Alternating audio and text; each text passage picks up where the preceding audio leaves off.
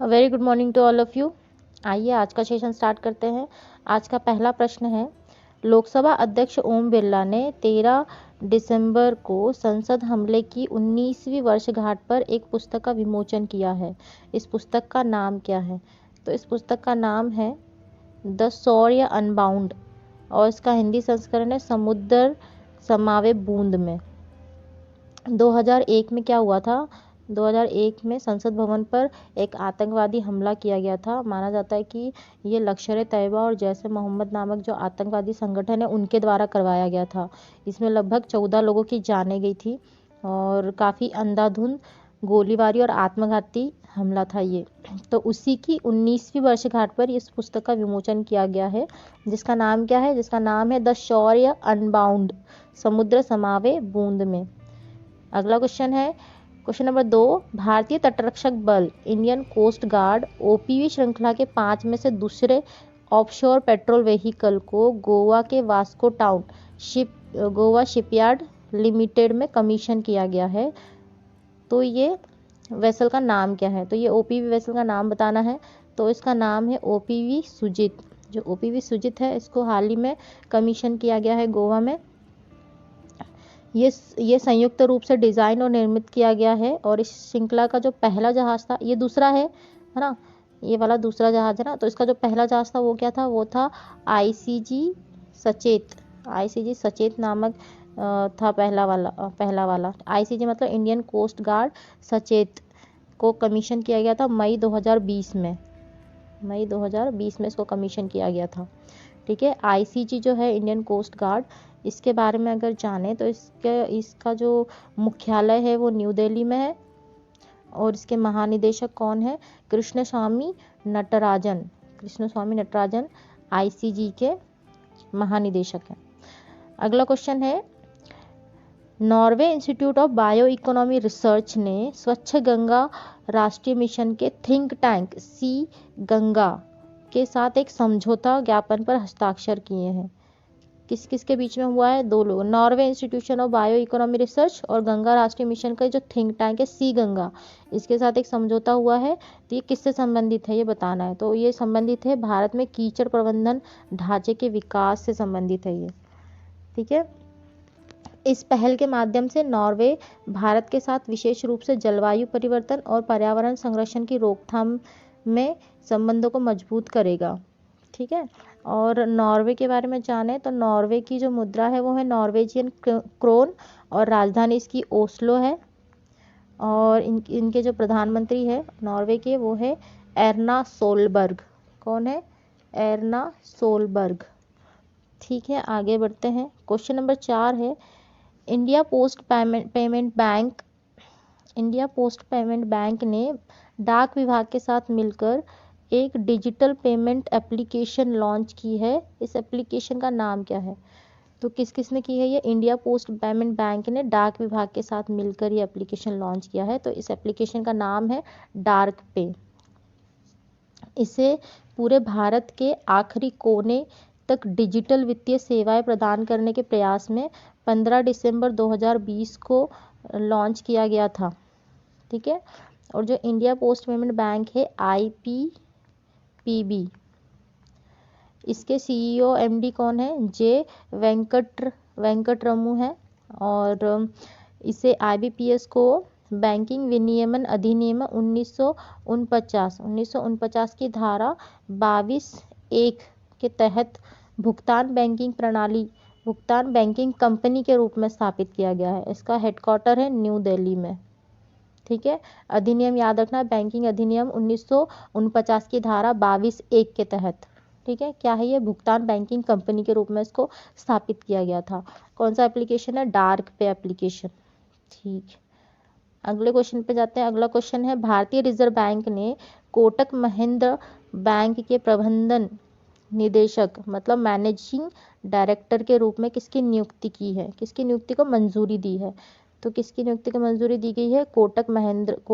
उदय कोटक को मंजूरी दी गई। उदय कोटक को मैनेजिंग डायरेक्टर के रूप में नियुक्त किया गया है। और ये जो उदय कोटक है इनकी पुनः नियुक्ति की गई है। ये पहले से इसी पद पे थे, अभी इनकी पुनर्नियुक्ति की गई है। इसी के अतिरिक्त आरबीआई ने अंशकालिक चेयरमैन के रूप में प्रकाश आमटे और दीपक गुप्ता को 3 साल की अवधि के लिए बैंक का संयुक्त एमडी नियुक्त करने की भी मंजूरी दी है। कोटक महिंद्रा बैंक जो है, इसकी स्थापना हुई थी 2003 में और इसका हेडक्वार्टर है मुंबई, महाराष्ट्र में। और इसकी टैगलाइन है लेट्स मेक मनी सिंपल। क्या है tagline? Let's make money simple. Question number 6 है 16 दिसंबर को किस दिवस के रूप में मनाया जाता है? तो 16 दिवस को मनाया जाता है विजय दिवस के रूप में।